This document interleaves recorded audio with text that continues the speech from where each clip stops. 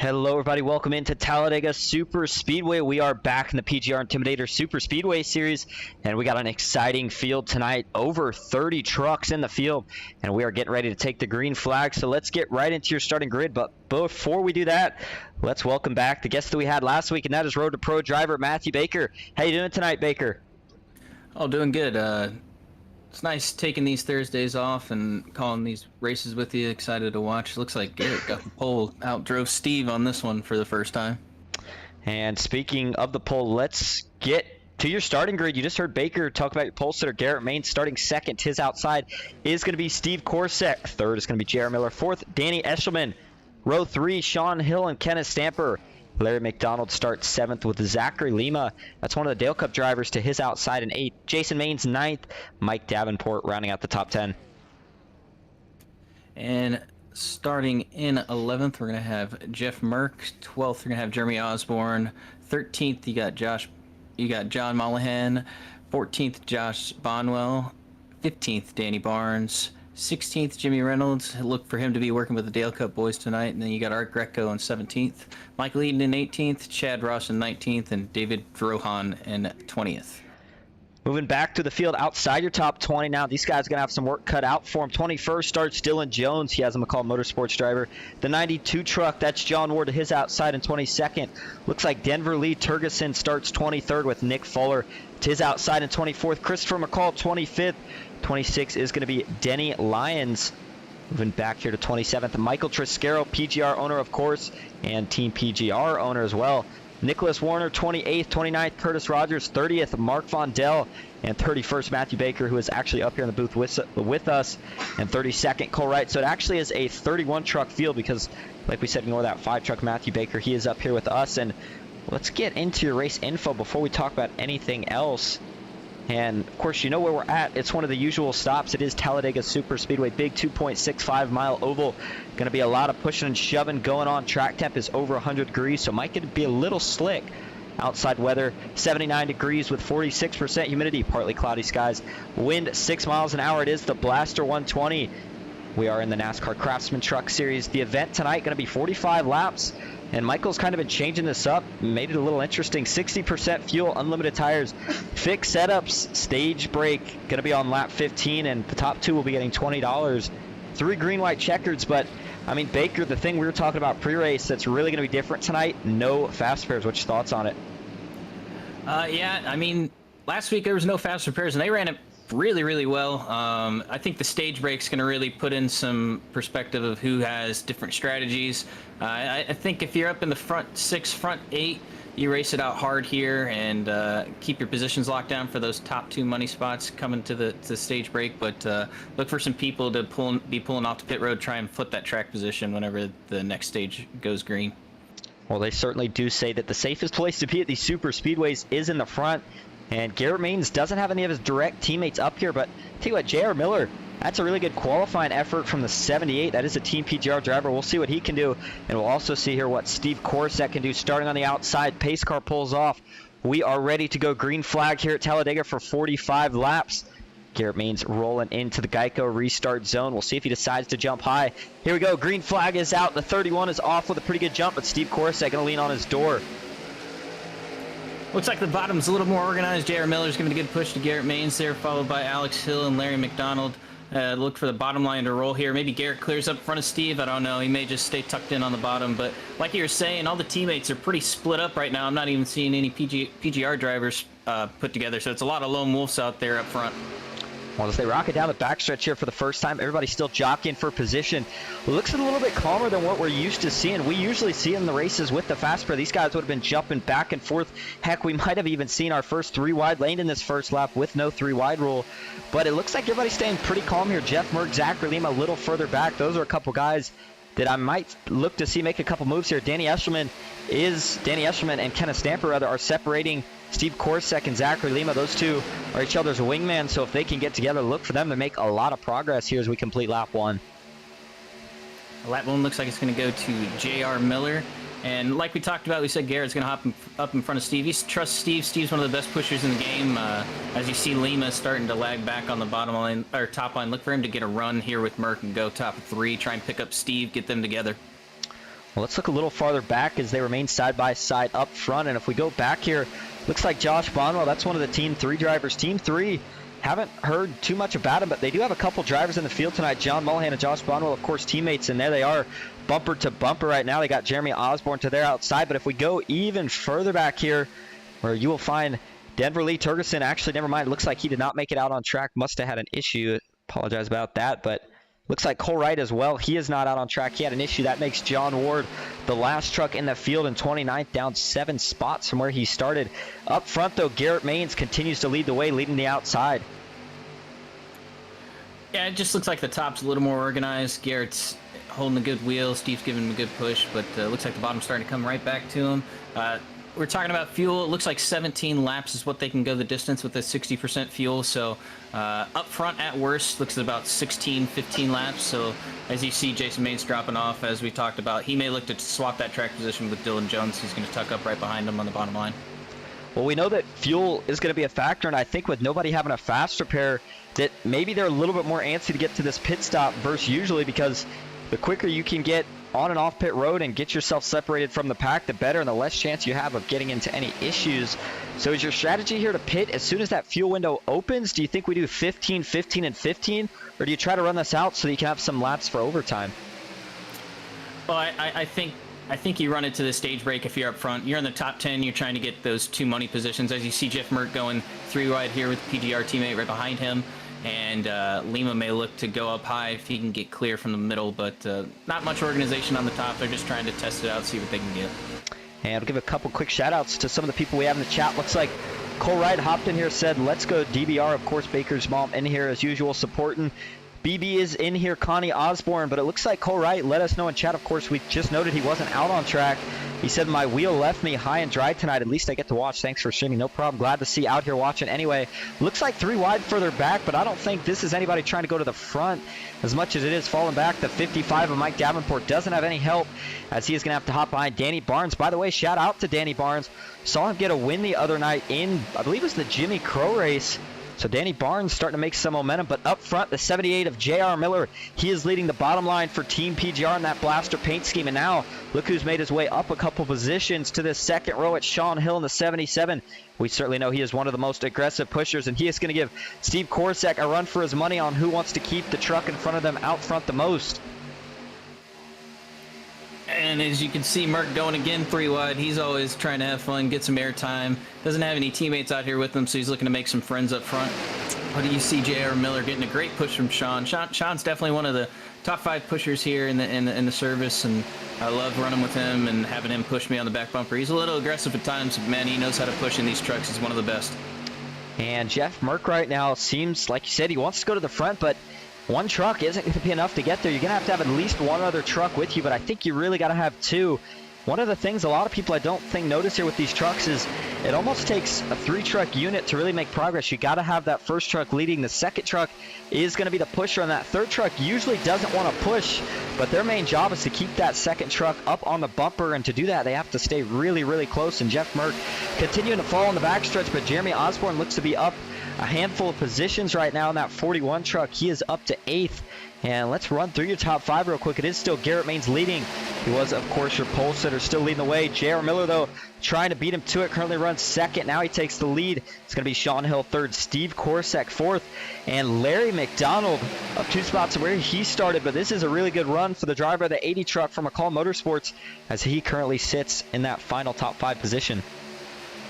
Yeah, talk to Larry. He's a really good guy. Always looking to improve his super speedway racing. He's been doing it a while. He's had a couple good finishes, but looking to improve his races this year. He's had a lot of bad luck this year, so hopefully he can pull out a good finish here and compete with the big dogs when it comes down to it. But everything's real calm right now. Looks like someone's trying to line up with Merck, go 3 wide, but not much progress going to happen with 2 trucks. Like you said, 3 trucks is usually what's going to make a deal. As you have a lot of shuffling going on up front. Big shuffle going into 3. Looks like it's 4 wide, 4 wide. Bonwell's going to turn. Stamper's he's not going to make that one work. I don't think he's going to make it work at all. And no caution. He hung on to, further back. We got a mess. Hold on. And caution still not out. There we go. Now it finally flies. And this is going to collect, looks like a couple guys. Donnie Lyons, he looks to be pretty banged up in that 79 truck. That's Christopher McCall. The 307, Nick Warner, and the 59 of Mark Vondell, all with pretty significant damage. I'll tell you what, it looked like Kenneth Stamper maybe held on to it, but further back they sure couldn't. And that's just what happens at these super speedways when you have one truck with an issue further ahead. I mean, going back to look at it here, you see these guys, and hold on, let's go to the blimp cam here so we can kind of show you just how wide it is. Look up, you'll see the 4 wide. In fact, we can actually go to the chopper, maybe zoom in a little bit more. We're going to go up to where this starts, and that is going to be with Kenneth Stamper in the 30 as we find him right here. Here we go. And they're 4 wide, just kind of pinching Bonwell down. Bonwell on the apron trying to keep it off of him, but just can't do it, and he gets turned. And now let's watch where this contact's going to come further back. So you see the 30 currently now on the apron, but I think he holds on. There's the rest of the pack. They're still hanging like pretty far. A little bit further back. A little bit sure further enough. back. Looks like McCullough tried to split the middle in between Jason because there was a delayed caution. Hadn't come out yet. And just trying to get as much as he could before the caution came out and just took too much.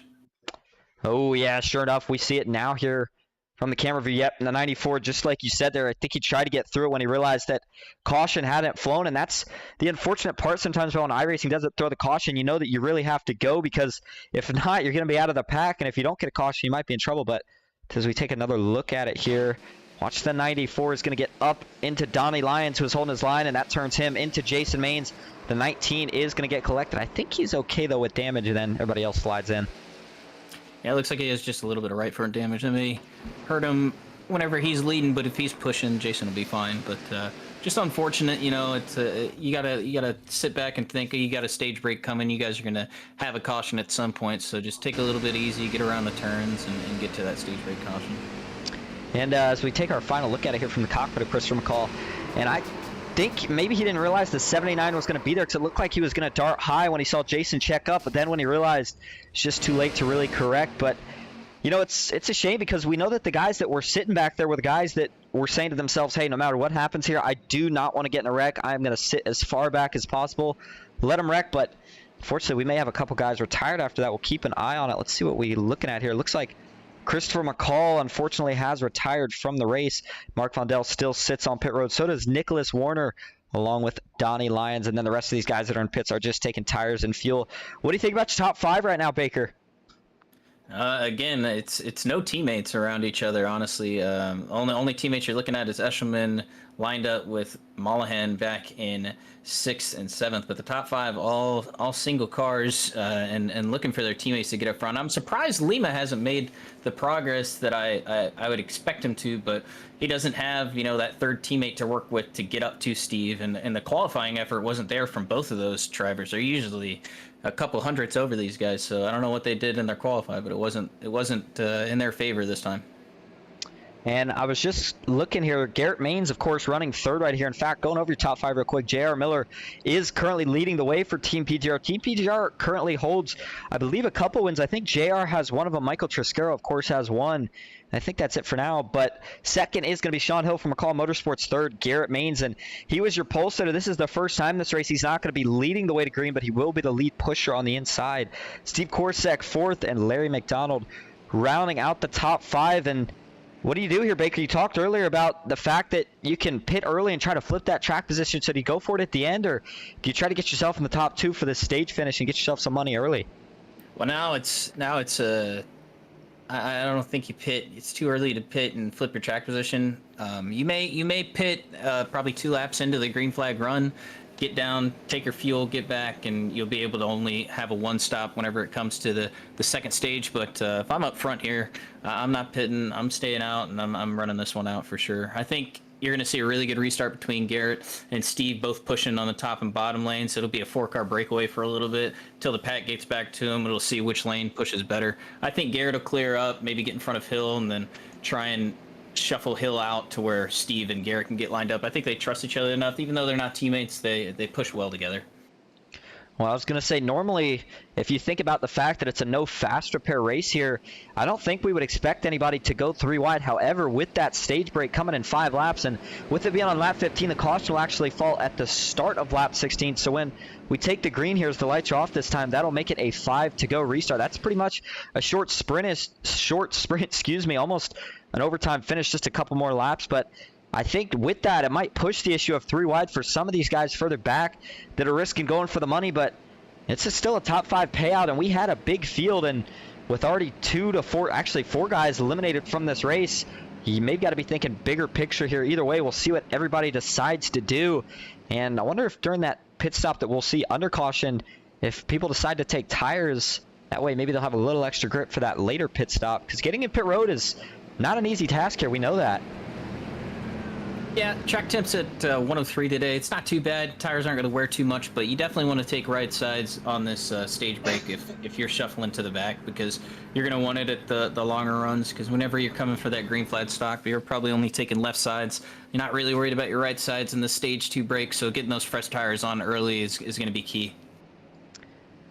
And for anybody that's just tuning in, you are watching the PGR Intimidator Superspeedway Series here with Matthew Baker and the Green Ghost on Ghost Racing Network.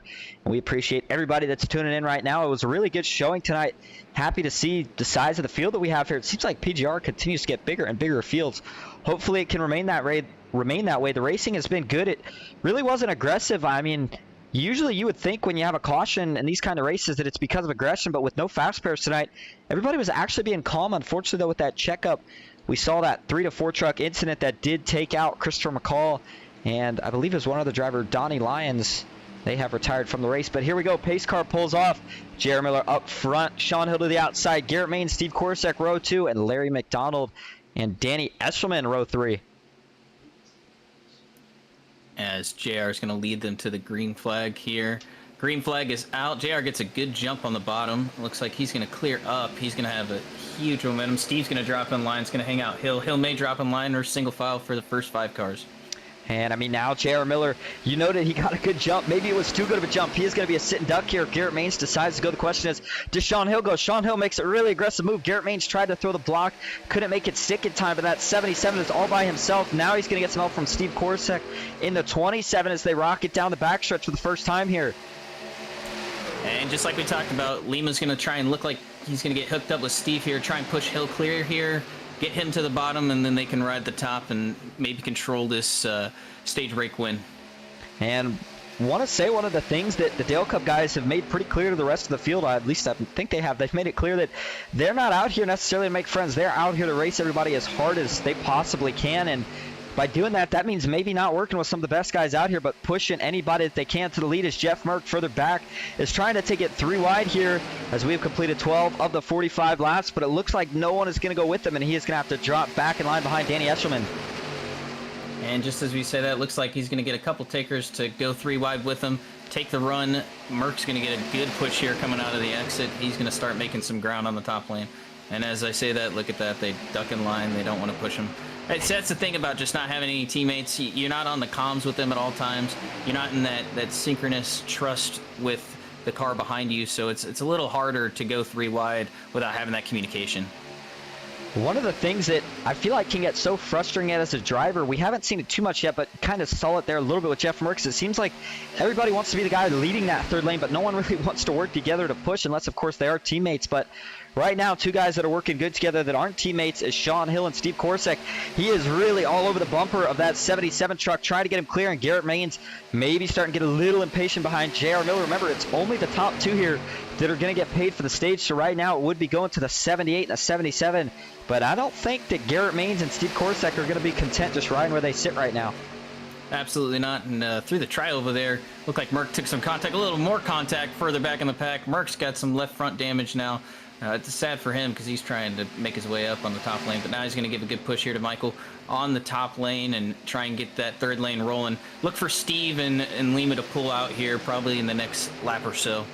And that little bit of damage on Jeff Merck should buff out Michael Triscaro, another one of the aggressive drivers here in the PGR Intimidator Superspeedway Series. He is not scared to get up there and try to run that 3rd lane, but I think right now they really need to hop in the draft if they want a chance at it. As we come to 2 to go on the stage, Sean Hill takes the lead. That opens it up to Steve Korosek on the outside, and Garrett Maines maybe going to be trapped where he sits right now. Don't know if there's really anything he can do here, as those 2 Dale Cup teammates are locked on the outside as they work their way off of turn 2. And yeah, if you're starting to get buried in the bottom here, I'm starting to think maybe I'm going to come in for a pit stop. They got contact down the middle of the back. And there we go. Sweep around. They still sweep it somehow. They still haven't. Right there they go, I reckon. 42 around in the wall. Yeah, and he got caught in a safer barrier. Oh my goodness, up into the catch. He's flipping. Who is that? That is going to end, I believe, is that the 42's night? Holy cow, did he take a wild ride? That is David Drowan. And all these early cautions are knocking out some heavy hitters. They may be able to still run their truck, but you know that damage is going to be parachutes in the truck when it comes down to the end of the race. And that was another weird-looking wreck, kind of. Let's take a look at it, of course, first from the chopper view so we can see where that contact initially started. I think this is kind of going to end up as another one of those checkup deals where eventually everybody gets just stacked up. We'll look at David Drowan here as we go back to full screen. Give me 1 second. And you see he is currently 4 wide, so something happened ahead. Oh, actually, Steve Korsak, something happened even further ahead. Let's back up a little bit more. Baker, can you see what happened here?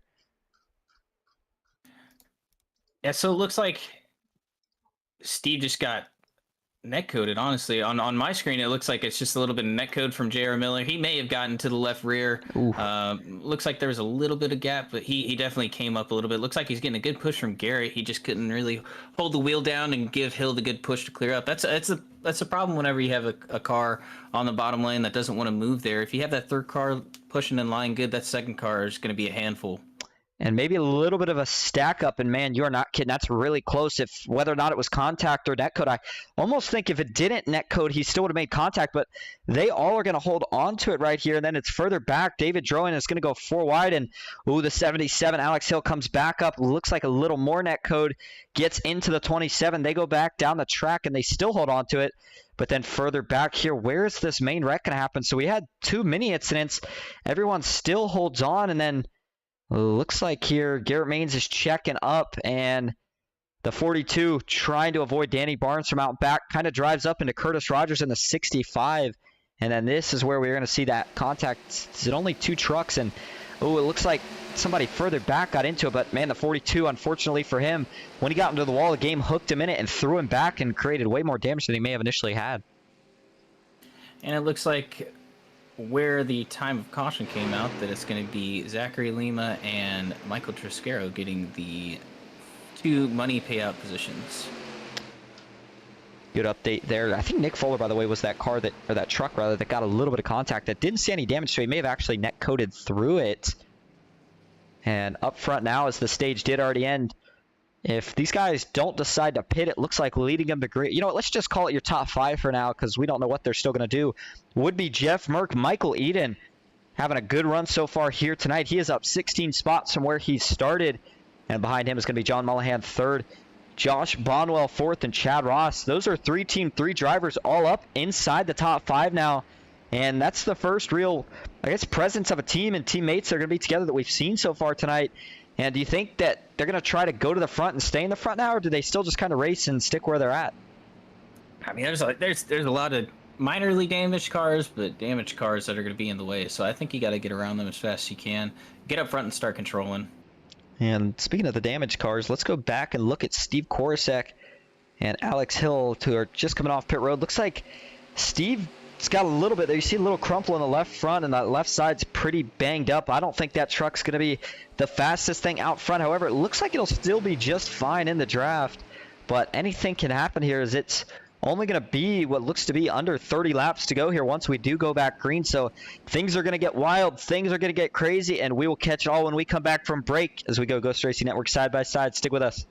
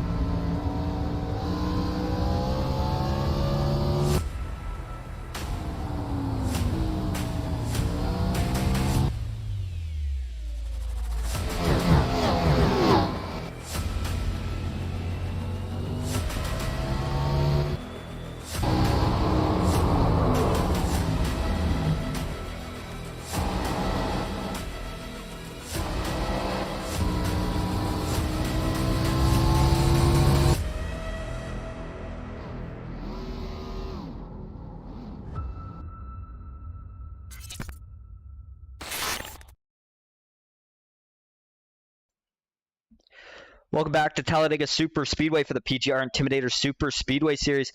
It sounds like maybe there was a little confusion with the drivers on the stage winner, so we'll get that sorted out here once we know for sure. But as of right now, the two guys that Matthew Baker told you won are going to be the two stage winners. And we should be going green this time. And as it stands, Jeff Merck and Michael Eden would be leading the front row here. And I think right now Team 3 is still sitting probably the prettiest of anybody right now. And I actually think Danny Eshelman is another driver that is on. He's either on Team 3 or he's alliance with them. And because of that, he is going to work with them. And that would make 4 Team 3 drivers in the top 6. You see it there, the 23, the 56, the 38, and the 6 of Danny Eshelman. J.R. Miller had to go a little bit further back after that pit stop. And now Michael Trescaro is the highest running Team PGR driver. But going back a little bit further in the field here, Christopher McCall looks like, yep, sure enough, he is off track. And the reason I noted that, I know you're probably saying, well, we saw he was off track earlier. We saw a couple guys come back on. David Drohan, he is off. Sean Hill catching the field. Don't think his damage is too bad at all. And J.R. Miller in 26, down 23 spots from where he started.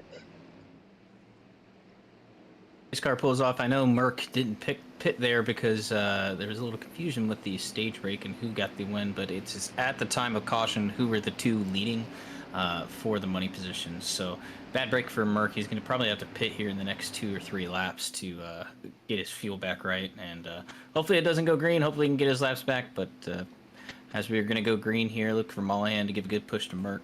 Green flag is back out. Merck leading the bottom lane with a good push for Mollahan and Chad Ross there trying to tuck up in. Look for Bonwell to try and maybe clear down.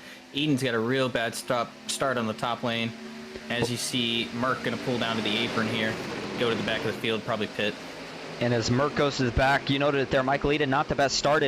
But we don't usually see Michael up here leading the way. And when you don't have guys that are usually up here leading, but it looks like he is going to get out of the way, I was going to say they'll usually force that person out of the way. In this case, Michael going to do it himself. But they are already 3 wide here, a little bit of disorganization. This is where you get worried, as everybody is still shuffling around quite a bit. More than you'd like to see, and they are still 3 wide. Michael Eden continues to fall, but now up front it is going to be Josh Bonwell leading the way on the bottom. Danny Eshelman up top, and he has 2 of his Team 3 teammates behind him. That's John Mollahan and Chad Ross. Don't look now, but here comes that Dale Cup duo. You've got Lima pushed by Steven Korsak. Look for Reynolds to try and get connected with him, but we're going to go 4 wide here. Garrett's split in the middle here, and he's really tight going in. There may be a little contact. Still 4 wide, and we're 3 wide for the lead. Lima's getting a good push from Steve. You got Team 3 lined up at the bottom with Danny Eshelman stuck in the middle. And man, that got really close for a second. The heart rate probably skipped a few beats for some of these guys, but up front with only 2 trucks, one of them damaged. Garrett Maines being really, really aggressive here, trying to split these guys up. Oh my goodness, somehow managed to get them all to leave and go up to the middle, and by himself takes the lead. John Mollahan jumps low and really pushing. Garrett Maines, and the 56 back into the middle of the pack. Some net code. Goodness. Oh, big hits for these guys. This is the big one here. The 38 on his roof. Oh man. Oh my goodness. You hate to see it. Take a look at that again. Let's go back and watch this one. It looked a little odd there. I'm not sure exactly what happened, but you tell me what you think here, Baker. But before this started is where I want to go back here, because we saw Garrett make this really aggressive move. It looked like it was okay, but I don't know if Mollahan was trying to just get down low, but he almost looked a little like he was being a little aggressive on the back bumper of the 31, and I'm not sure if that got him a little sideways, which ended up creating the stat code or what. Yeah, I think he wasn't frustrated, but he was just trying to get Garrett out to where he could get his teammates lined up. Looked like Eshelman was going to tuck in the middle there with Bonwell, and Mollahan was going to be fine with just pushing Garrett there. Garrett may clear it up to the middle. You don't know what would have happened, but it looks like he got a little loose as soon as he got down into Garrett's air, pushed him up the track, and then it was just a massive netco between Bonwell. Took out a lot of good trucks. Steve was on his lid. Looks like Lima took a little bit of damage. And then we saw Chad Ross, of course, flip it at the end of it. But, man, we hate to see that. The netcode, it looked like, too, it was a really late netcode. Like, it didn't happen initially. And, just look at the amount of guys it collects here. Larry McDonald gets into this later. The 41, Jeremy Osborne, nowhere to go. Curtis Rogers, I see some damage back there as they're all trying to sneak by on the inside. And, just you know, what can you really do about it? Not anybody's fault, but at the end of the day, it's going to end a lot of their nights. And Jason Maines took contact further back as Jones was trying to get checked up, turned Jones down to the inside. I mean, a lot of very, very good trucks involved in this. It looks like Merck, though, is going to be the one who comes out on the good end. He's going to be able to pit for fuel, be back on the same fuel strategy for that one stop. So good on him. Looks like he pulled the right move there. Taking just a couple more looks at it. Let's ride on board here real quick with Chad Ross as he went for a pretty wild ride. It looked like maybe he had a chance at sneaking through this, but that's what happens sometimes in these big wrecks. And you see the net code right there, and he is going to drop all the way to the apron here. He looks like he's by it. All of a sudden gets turned up the track, gets tagged again, and then looks like the wall is going to get him ramped upside down, flipped over, and be interesting to see how much damage he has on that truck. A little surprised at how quick he got it rolling. And I'll tell you what, the damage on the front isn't really that bad, but looks pretty banged up on the sides. Let's go back live, though. We're up front. Your current leader is going to be Kenneth Stamper in the 30 truck. Second, Nick Fuller. Third, Danny Barnes. Fourth, Art Greco. Fifth, J.R. Miller. Sixth is going to be John Mullahan. Looks like maybe only a little bit of damage on the right front, if anything. Garrett Maines is back to seventh. Mark Blondell, eighth. Curtis Rogers, ninth. And Jeff Merck rounding out the top 10. Like I said before, a lot of very big hitters taking on that wreck. That was the front of the field. Everyone got killed in that. It's unfortunate with the netcode, but it's just the way it is sometimes with this racing. iRacing's got to do something to fix it. It's why we haven't been running Daytona for a while. Dega usually doesn't give us this type of netcodes, but sometimes it happens. And stinks that unfortunately we're talking about netcode more than we are the racing tonight, but it looks like it has caused a couple of these wrecks. But just before that wreck, boy, what a move from Garrett Maines. I mean, that's something interesting. Usually if you see a guy somehow get lucky enough, I don't know if I want to say lucky is the word, but you know what I'm talking about, where he managed to pick off one of the trucks on the bottom. Usually you'll see the other two drop right down and say, no, you're not going any farther. But I think they were trying to stick together with their team, but Garrett Maines took full advantage of it and almost got himself to the front before that wreck occurred. Yeah, it was great moves. Everyone holding it steady on the four wide, and just unfortunate events going into the corner there. Nick Fuller is up 22 positions from where he started. The driver out of Rochester.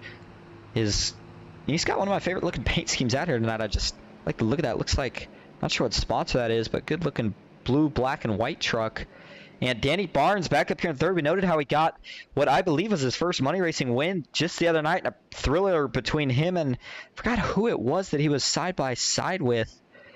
But Art Greco, I mean, you know, on the opposite side, I guess I should say, of that, this wreck taking out so many big hitters, it's going to give a lot of these smaller guys a big opportunity here tonight. I mean, big field, big payouts, and we might see a big underdog win.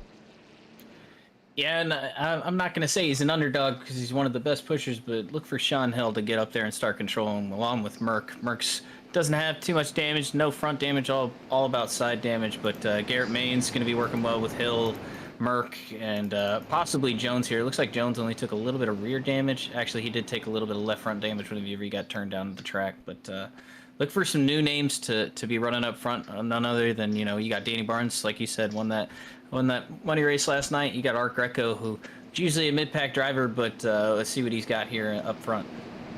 And normally it's a, well, not normally, I guess it's a top 5 payout tonight, and I'm not sure exactly what it was based on, but whatever it was going to be first place 100, second place 100, third place 80, fourth and fifth 60, and we probably had at least pretty close to that, maybe a little more. Again, not 100% sure on how it was set up. It was only a $16 entry fee, and I don't know if that's why we have so many out, or if it's because we have you up in the booth with us tonight, Baker. But I'm looking at the scoring tower here, and I mean, it looks like 20th on back is showing out right now. I mean, this is outrageous.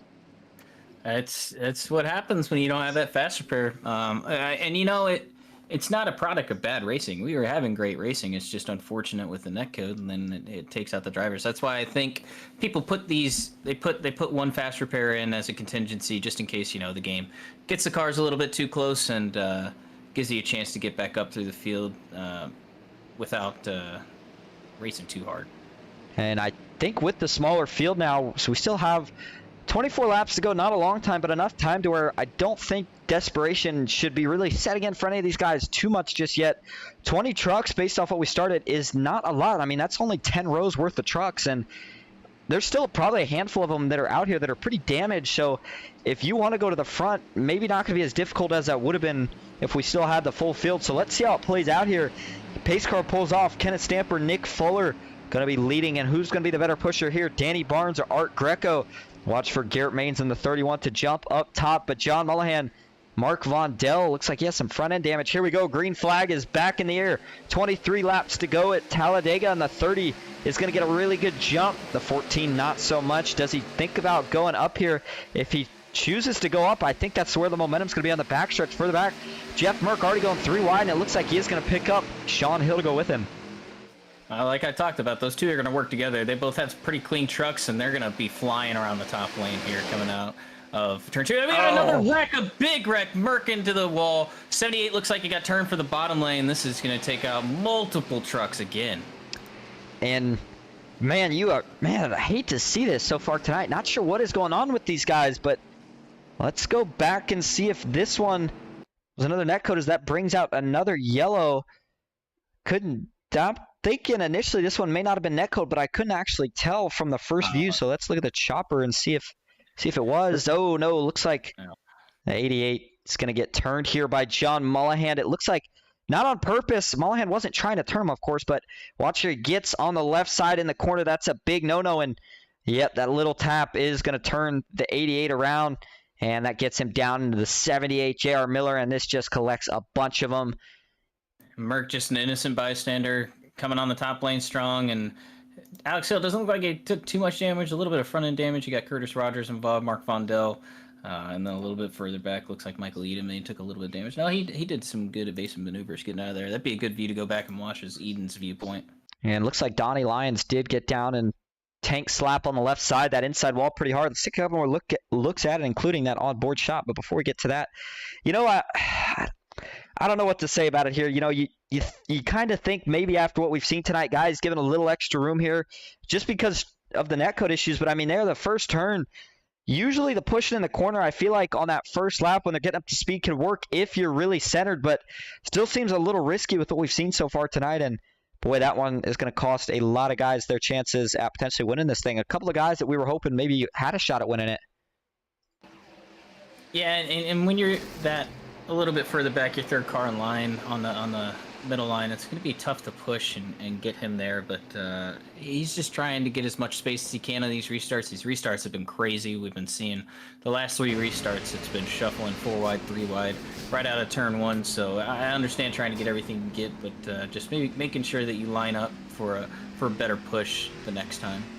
And we just rode on board there with Michael Eden. He did get a little bit of damage, and that was because he did get it locked up. And when you get these things locked up, they do not turn anymore. They just straight up slide. Let's ride on board now with John Mullahan. And there's that tap that sends the 88 around into the 78 J.R. Miller, who is another driver that was having a good run. And, I mean, at this point, we might be just about down to 10 cars. If we keep this pace up, your top 5 might be determined by who is still out on the track at the end of the race with 21 laps to go here at Talladega. It's been carnage since the green flag dropped. The first 10 laps were a little bit calm, but as soon as they started getting closer to that money, they started making those moves, and it shows. I think the first 2 wrecks, not really on anyone. Good, hard, clean racing, just unfortunate with the neck hope. That last one was just a little bit of an unnecessary push, a little bit too early. You still got pit stops to go, so you live and learn. That's what happens at super speedway racing. It happens all the time. And J.R. Miller still sitting in pit road. Kenneth Stamper is leading the field now. And it looks like it is going to be Garrett Maines second, John Mullahan third, Nick Fuller fourth, Danny Barnes rounding out the top 5. Not sure if they give out any EOLs in PGR or not, but what I do... Okay, sure enough, they do. All right, so we will see if that is put as a racing incident or if anybody gets sent to the back. You would assume that if anyone did, it would be John Mullahan. It looks like he might be fallen now, but as Baker noted, another pit stop still is on the way here. If we can go green long enough, I think now you might have to play the short pit game just with as crazy as things have gone, but that would only work if you have some people to go with you, and there's not a lot of teammates still out there right now, as it looks like we may only have 15 or so trucks still out on the track. Yeah, I don't know what the strategy is going to be from anyone here. It's been crazy for these last 15 laps. Looks like Jason Maines has too much damage to really contribute to a short green flag stop. only 2 trucks that are really teammates, or 3 trucks, is the Team PGR guys, and they had one guy involved in that last incident as well, and Triscaro was in the one before. So I really don't know who's going to be working together here to get the pit stops. You're going to start making friends where you can now. And this is definitely going to make the finish a little bit more interesting than usual, as I think all these guys will be going for the win versus what a lot of times we see be that kind of one-unit team racing. You just noted there, Team PGR, one of those units, but not complete anymore. And we saw a couple more guys go down pit road, so this is going to move Danny Barnes up to second, Michael Eden up to third, John Mullihan now up to fourth, as we see Garrett, Sean, and a couple other guys on pit road maybe just topping off here, because this would actually make that fuel window pretty close. I'll tell you what, I think 3 laps is still going to realistically be really, really hard to save under green. But if we get another caution, maybe they stay out here to get the track position and they can save under caution. Yeah, and that's the risk you take. I mean, it's not that big of a field anymore. You got 4 cars that are still out there on track. So if you just ride in line here, save your fuel. If caution happens, you stay out. If not, you can just pit from that position. You're going to take less fuel whenever you come down. It looks like it will probably be only a fuel-only stop for everyone. I would expect these guys to come down as soon as the window opens, to get away from everyone and try and settle amongst themselves going through pit road stops. And a couple more notes here. Cole Wright was rooting on Danny Barnes earlier. Forgot to mention that in the chat. Connie Osborne was rooting on Jeremy Osborne as well. Jeremy looks like has retired from the race after involved in earlier incidents. But Danny Barnes out here having another good run. Going to be starting on the front row. I do want to give everybody a couple announcements. The next spot that I will be stopping here on Ghost Racing Network will be on Monday for the Fast Track Sim Racing Cup Series at the Texas Motor Speedway Oval. Make sure you don't miss out on that. Those guys put on a heck of a finish last week at Atlanta, where Austin Fitzgerald just squeaked out victory. But an even bigger announcement that's more important to me right now is we know our friend Ken McCall Jr., one of my personal teammates, had a heart attack recently, and he is having a benefit race. He's not actually hosting it. Jeffrey Ford is for FEG Money Racing, but hosting a benefit race tomorrow.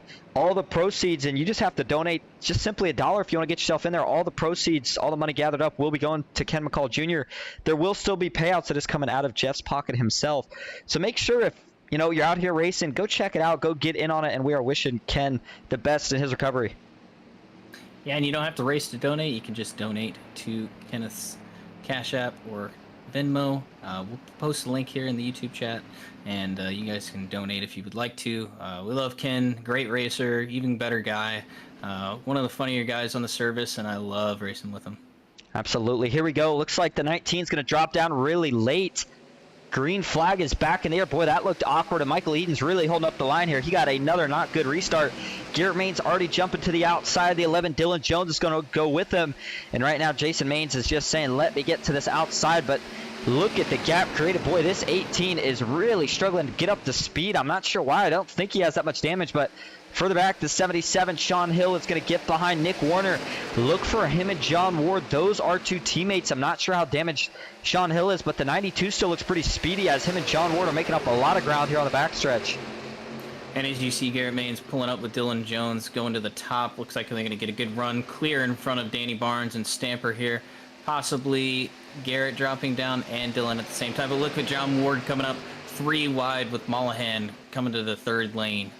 Well, John Ward knows he has a clean truck, and I think right now the battle might be between him and Garrett. John Mullihan choosing to go with a fellow John Ward, that is, and they are 3 wide already. These guys still not shying away from that aggression. Kenneth Stamper on the bottom pushing Danny Barnes. John Ward did get clear there for a second. It looks like he chose not to take it. I think right now I would like to drop down to that bottom line, especially considering with only 2 trucks on the top, John Mullihan can only push so long before he's going to have to cool that 23 truck. 3 wide, still out of 2 down the back. Everyone's kind of an even push right now. Garrett's got the lead. It looks like John Ward's getting the push a little bit better as they're coming up on a lap car. Merck is off the pace severely. And I mean, looking at it right now, you see pretty much, I'd say what you have left for your field up here. Right now, it looks like we only have really 8 to 10 competitive trucks still left in the field. I mean, if they were to go green the rest of the way, we're only going to see probably 3 trucks that really had a chance that won't be getting paid. But looks like they are going to shuffle back down to 2 wide for a second as John Ward's trying to get a draft off the 11. Dylan Jones. Dylan does have a little bit of damage in the left side in the back, but I think he's still a good pusher. Garrett Maines, very slight damage. That's not going to affect him out front. But now it's Danny Barnes and Kenneth Stamper, only those two on the bottom. The 77, Sean Hill is trying to get up there, but he's not quite able to. Man, I don't know what I would do here for field strategy, if I'm honest. Only having 10 cars like this, I think as soon as the main pack gets to pit and then maybe 2 or 3 cars stay out, if you're those 2 or 3 cars that stay out, I'd push the pace and run the fuel out as long as I could, take as little fuel as I can, try and create a gap, because that main pack is going to be hard to get formed up when it's only 5 or 6 cars. Absolutely, as we ride on board here with Kenneth Stamper, normally we would have done a crank it up segment by now, but I just don't think there's really enough trucks left that it's worth doing one. But the unfortunate side here for Kenneth is he does have some damage in the front of that truck, so he is probably going to be more favoring the side of pushing someone than he is going to be taking the lead, unless of course he gets put in a position where he can do so without consequence. But right now he's still doing a good job up here pushing Danny Barnes out in front. Danny continues to ride the low line. It'll be interesting if as we get closer to the end of this thing, he has to think about maybe blocking, as both lanes now have at least 3 trucks. But up front, it is still going to be the 31 of Garrett Maines on the outside. Big push. Dylan Jones maybe also gets clear. Do they drop down low here? John Mullahan is not quite going to get clear, and I think they got to be thinking about it here. If they do, they might be able to get the whole field lined up single file, but they are not. They choose to stay high. And I'm rerunning the fuel numbers right now with 60%. They may be able to make it. They may be able to make it barely out front. It looks like maybe 18 laps. We went green with 19 laps to go. I don't know if maybe they saved enough, but it's going to be close here. I know the second car in line is probably going to save. You see Sean dropping back, saving some fuel just to make sure that he's good. You see Ward doing the same thing as well, but Garrett's throwing caution to the wind and sending it. Well, I mean, we know how aggressive Garrett is. That's part of the reason he is one of the Coca-Cola Series drivers, and that outside still looks to be dominant. I think at this point, him and Dylan were probably teammates. Dylan might have been getting a little hot, and he said, hey, Garrett, can you drop low? Give me some air. We'll see just how fast this 11 is out front, but tell you what, the 31, Garrett Maines, right now, I think I'd put my money on him. And looking at the speeds here, I mean, you see it. Look at the dashboard down there showing 180s, low 180s. We're used to seeing these guys running the mid 180s, upper 180s, and with the field this damaged in general and just not some of the big hitters up here, that is why we're not seeing speeds quite as high. As they're only going to get up to about 185 as they enter turn 1. And coming out of turn 4, Garrett's going to come back up to the top, take the push from Dylan Jones. He's going to be the strong truck the whole field. This isn't what the field wanted to see. If they wanted one of the big hitters to be taken out, it was him. And unfortunately for all these other guys, he didn't get taken out. He's been on a roll these past couple of weeks, and there's one guy that can do it by himself, it's him. But he's got help with Dylan Jones as well, so that's going to be a big thing for the entire field to get over. And looking at back here, John Ward, he is currently running in 9th. That's one of the few McCall Motorsports drivers left here tonight. He's got Nicholas Warner behind him. However, this is that separation of the pack, and if we pull up the track map again for you here, you'll see it. Nicholas running pretty much by himself as Mark Von Dell and the 19 of Jason Maines are going by. They are way behind the rest of the field, who is about to enter turn 1. Going back to Michael Eden, he is drafting with the 38 of Chad Ross. They are also way off the pace, and Michael Trescaro still hanging with the lead pack here. Unfortunately, he does have damage and is not on the lead lap. Only truck a lap down, though, right now, so he will get the lucky dog if they have an accident, and he can avoid it. Up front, though, it is still Garrett Maines, Dylan Jones second, those two continuing to control the lines. And the question is, do we have a group of trucks strong enough to get up in that third lane and make it work? It looked like John Mullahan and John Ward sure had a good chance at it, but they have kind of separated from each other. John Ward has fallen to the back. John Mullahan staying up front. Ooh, the 7 washed up just a little bit. Kenneth Stamper had to get out of the throttle to make sure he didn't get into the back of him. And, man, even with only 10 trucks-ish left here in the lead battle, things are still getting really tight and scary as we are coming to 12 laps to go here at Talladega. I think the 3 trucks I'm looking for to take advantage of the numbers game is going to be Mullahan, Hill, and Ward. Those are the 3 fastest trucks that are going to be able to compete with Jones and Garrett. No matter the damage that Jones has in the back of his truck, looks like he's clean on the front, so he's going to be able to push fine. As you see Ward move up to the middle lane, possibly, and he's going to drop back in line with Hill, but look for them to make a late move and start pushing to the front. And, I mean, at this point, I got to think that it's either going to be they have to pit or they don't, but if they're good, you know that they've got to be good by plenty, because Garrett Maines, he knows what he's doing. He is not going to be out here leading if he thinks he's not quite going to make it to the end of this thing. But I guess it would be borderline. I know 75% is probably somewhere around 25 laps. But it's going to be 11 to go this time. And John Ward to the outside. Michael Trasquero, he knows he's a lap down, and he knows the only way he is going to get that lap back is if these guys have a caution or if he gets it the hard way. So he's going to encourage racing. Oh, my goodness. Did you see that move from John Ward by himself up 3 lanes to take the lead, and now he's going to drop low? And what a move from John Ward to get to the front. He's going to get a good push from Garrett here. He's going to go up in front of Jones. And now we're seeing what was going on. They were lifting, saving fuel, taking a little bit of time to save their fuel there. And you were just going to note, I was just about to say, as you're talking, I was going to say, well, now hold on just a second. Are we seeing potentially some fuel saving here? I was going to say, I mean, impressive move still nonetheless, but to just go by 2 lanes of trucks that are bumper to bumper that quick. And Garrett Maines seemed to be quite in a hurry to be the first truck to get behind John Ward.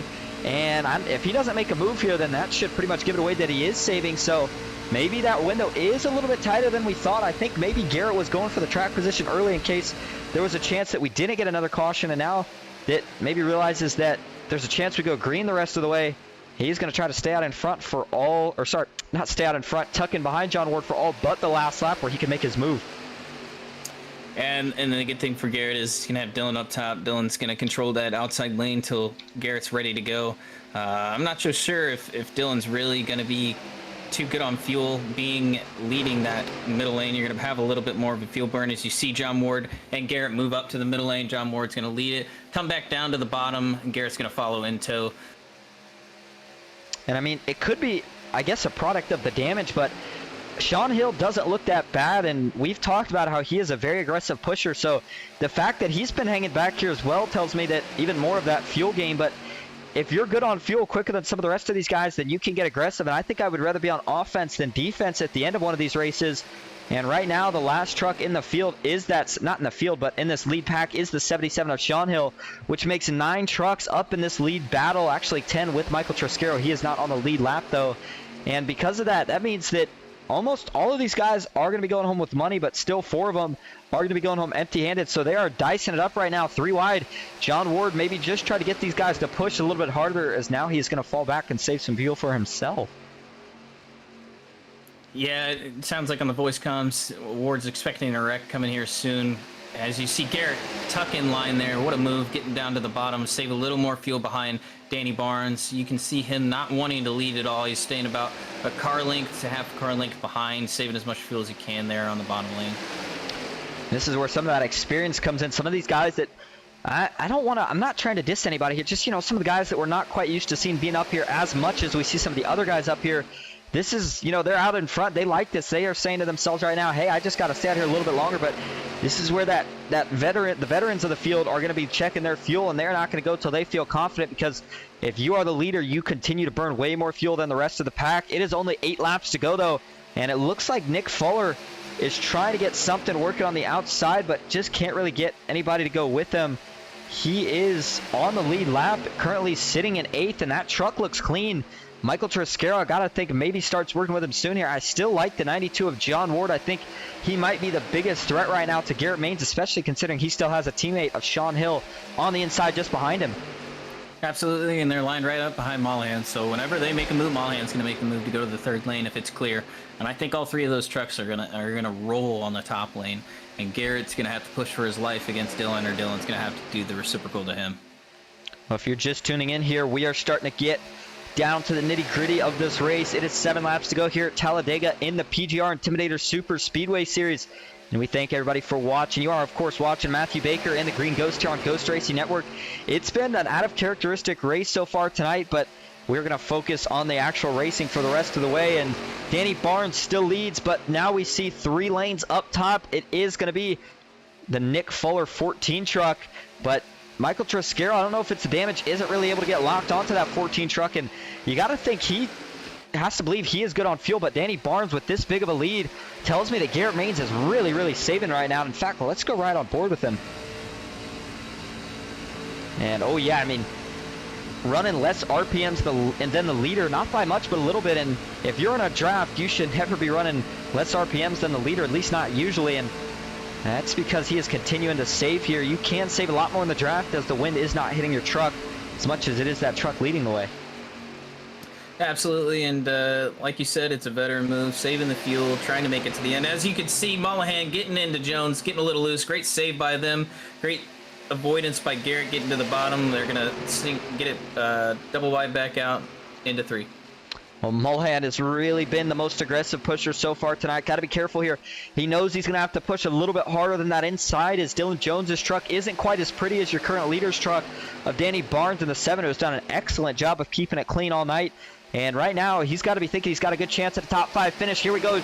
John Ward jumps to the outside. He is going to make it 3 wide. He's waiting for help from Sean Hill, but Sean's truck not going to be able to pull up as fast, and that is going to put the 14 and the 92 up top. Danny Barnes maybe thought about jumping to the middle. He isn't clear, and big run from the top. Can John Ward get clear? And if he does, can he drop down to that middle or bottom line?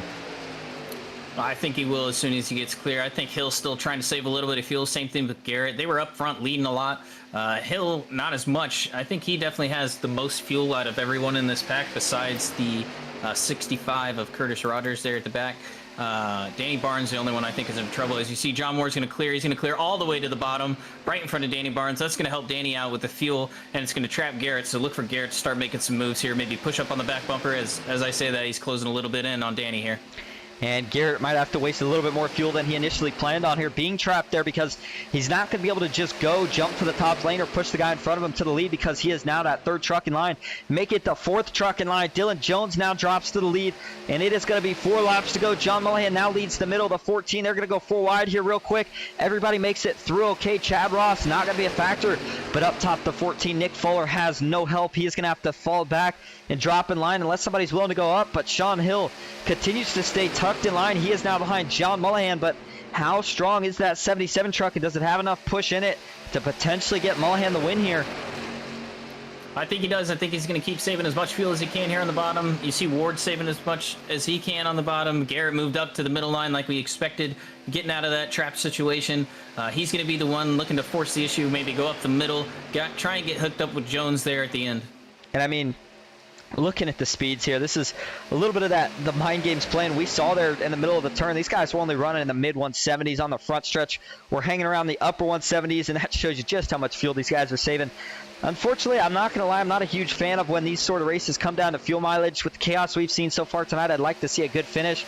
We still might get it here as John Mullahan and Dylan Jones have remained side by side, and maybe Mullahan's a little better on fuel than the rest of these guys, but we'll be coming to 2 laps to go next time. I think it's go time if you're not in that top 4. What do you think? I do think it's go time. You can see it with Mullahan. He's full throttle right now. He's got a big gap to Alex Hill. It looks like Hill's going to tuck up in line with the 14. 14 is going to get a run on the outside just because of how slow they're running on the middle and bottom lines. But it looks like it's go time. As you see, Ward's going to clear up, hang out Dylan, and Mullahan's falling off the pace. He's trying to save fuel. I think he's going to run out of fuel here soon. And it looks like that 3rd line is going to hop down and make it only 2 lanes. And we are coming to that 2 lap to go mark. Danny Barnes on the bottom pushing Dylan Jones, John Ward, and Nick Fuller. They get clear from the top, and they jump down to the bottom. The 92 leads the way, but further back, Sean Hill now leads the outside. Garrett Maines is going to give him a push. This is where we're going to see just how much damage that 77 has. The 11, Dylan Jones, if he gets clear here, does he stay back or does he jump up top? And with as much saving as I'm still seeing here, Baker, I'm a little concerned some of these guys might run out on that last lap. And unfortunate for John Mullahan, looks like he wrecked coming in the pit road. His night is going to be done. I think everyone's going to be trying to save as much fuel as they possibly can here.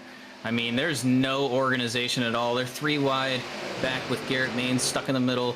In between, you've got Stamper as he's going to clear up in front here.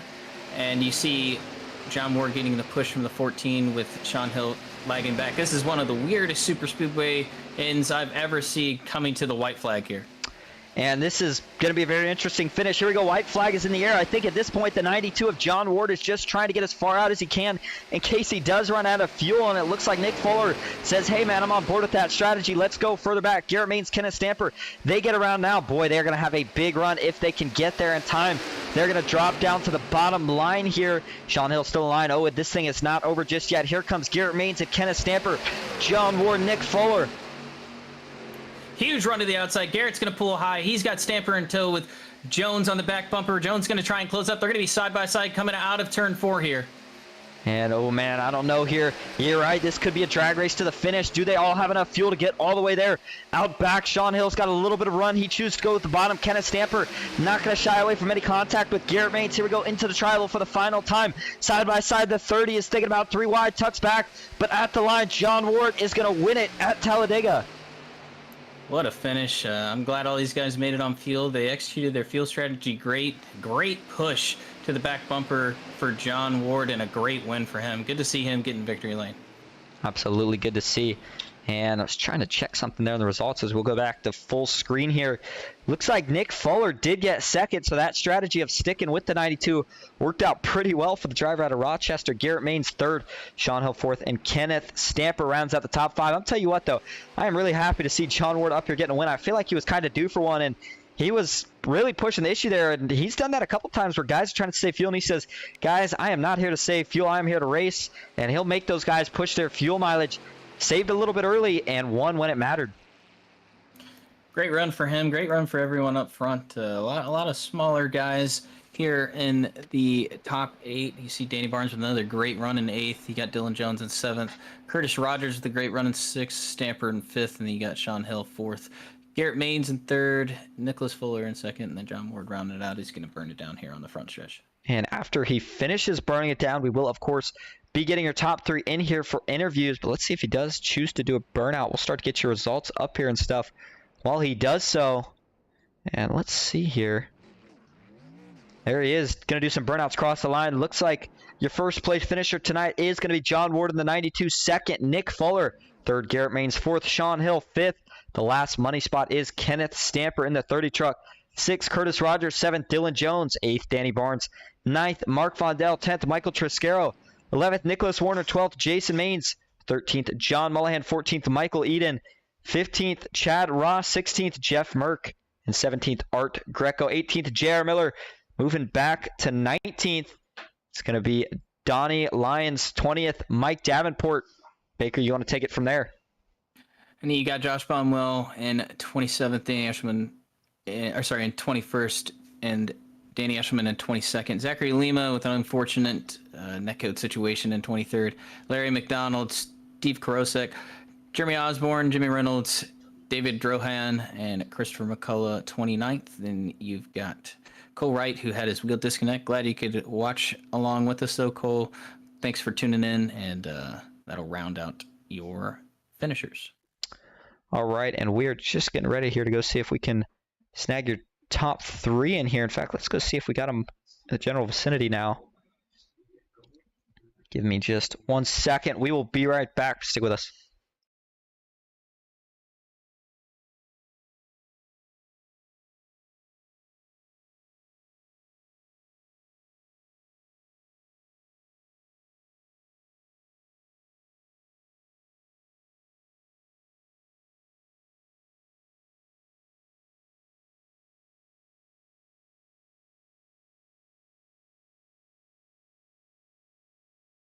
All right, we're going to start with your third place finisher, and that is going to be Garrett Maines. Garrett, you got a copy?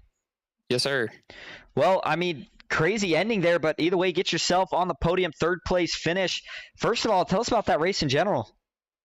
Man, I don't know what was going on at the beginning. I honestly narrowly missed quite a bit of that, but I was around enough of it to be like, what is going on tonight? But yeah, that last caution was not exactly well timed. It ended up being a fuel race, and I honestly can't complain because of my result. But I thought we had that one in the bag there. We had such a run down the backstretch, and it just stalled out. They did a great job pushing on the bottom, and when we got to the tri-oval, Kenneth swiped the bumper, and I was like, oh, yep, that's it, because we couldn't get back together. And I think he had a little bit of nose damage too, so it was kind of, our race to lose at that point. Tough break, but I mean, to still be there at the end, considering I was literally right next to the wrecks all night long, I'm more than happy with that. Well, I mean, we know that you were saving so much fuel there at the end. Do you think maybe if it wasn't a fuel mileage race, you would have had a chance to be a little bit more controlling there towards the end? And do you think maybe you could have got the win? I had no friends at the end, so I think fuel mileage might have actually worked in my favor, to be honest with you. But I don't know. I don't know if that could have played out any better for me, because I basically had to save more than everyone else because I was out front. And then when I did fall back, I put myself in the right position. I just, it didn't work out. So I can't complain. Kenneth did a great job pushing. It was just, a combination of things. When we got to the tri-oval, just, you miss it one little bit, and I don't really know if he could have done too much better. I mean, he just had nose damage. He couldn't quite get the momentum when he should have. He was trying to, make up for it. But yeah, I mean, overall, I feel like we got the most out of the night. It worked out as good as it was going to for us. Well, it certainly did, because you were one of only 8 trucks that actually finished on the lead lap out of a 32-truck starting field. Before we let you go, is there anyone you want to thank shout out tonight? Yeah, absolutely. Got to give a huge shout out to Cover Seal, Bucked Up, MCU Body, Lennox, the guys at FGR Excel, and Ryko as well for all of their support. Victory One for all their support in the Coke Series. I think we got a piece for Richmond, so hopefully we'll have some good results there. I've been really good there in the past, especially when we got a good piece. So keep your eyes out for that. All right, well, we will be watching, and good luck. Thank you for talking to us. Ladies and gentlemen, your third place finisher, Garrett Maines in the 31 truck. And for your second interview, we will see if Baker can pull in Nick Fuller. Nick Fuller, this is Matt and Austin in the booth. You got a copy? I got a copy. How you doing? Good, man. How are you doing? It looks like you had a crazy race there between everyone, being one of 8 cars finishing on the lead lap. Take me through that last lap and how you got it done for John there. Well, it started about the lap before when, I was running the third line I was hoping somebody would come with me for a little while, and then things broke up. I didn't see exactly what happened, but they kind of broke up, and I was able to get down and behind John, and then from there it was just smooth sailing, because I had enough gas and I wasn't going to lift. Yeah, the fuel strategy there looked like you rode and saved there on that last run in the beginning, and you were able to get out front and control control your own destiny and pushing John to the win there. Great run from you, and glad to see some new names up here in the top 3. Any sponsors or people you want to shout out? Oh, shout out to the DGen network. Those are some guys in the crypto space. They're on my car, and to my buddy that was spot me, Brian. I helped out having some eyes in the sky there towards the end, and a shout out to my wife upstairs who keeps the kids, so I can have these race nights every now and then. Absolutely. Well, great finish from you. Hope to talk to you again. Thanks for talking to us, Nick. All right, thanks. Have a good one. And now we're your second place finisher, Nick Fuller. We're going to pull up your top finisher of the night, John Ward, and Austin's going to give him a shout. All right. Thank you, Baker. John, you got a copy? Yes, sir. I got you. Well, you sound pretty pleased. You should be, man. I feel like you were kind of due for one, but first off, I want to ask, were you trying to push those guys at the end so they couldn't save fuel?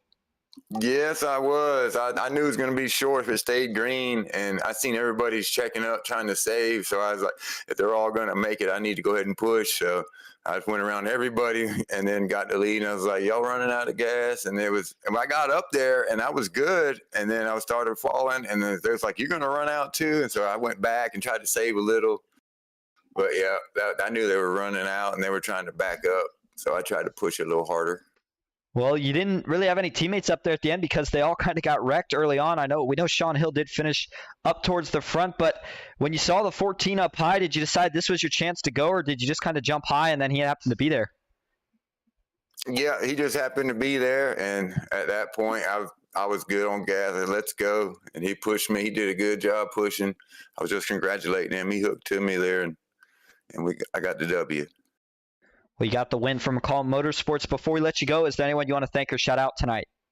Yeah, I want to thank you guys for broadcasting. You guys always do a good job. And Baker for being up there in the booth. And I want to dedicate this to Ken. This win's for Ken. He's been struggling lately in the hospital and all. I just want to congratulate him and all for recovery. But, yep, this McCall Motorsports win right here. All right, thank you. And, of course, shouting out his teammate and one of the guys that everybody cares so much about, Ken McCall Jr. Thank you for talking to us. Ladies and gentlemen, your winner tonight, John Ward in the 92 truck. And that is just about going to wrap us up. But, before we go, Baker, any last thoughts or anything to wrap us up tonight? Oh, it's a little bit different of a race than we called last week. It was domination by Raiko last week. This week was a crapshoot, and looked like it was a great push from Fuller there at the end to get Ward the win, and hopefully to see the same thing next week. A lot of corners, a lot of fun racing, a lot of side by side action. Love watching it. It was certainly an interesting race indeed. I'm not sure if you'll be, I don't know, are you going to be back with us next Thursday or not? But either way, we thank you for being here tonight. And from the Green Ghost and Matthew Baker here on Ghost Racing Network, we hope everybody did enjoy. We'll see you next time.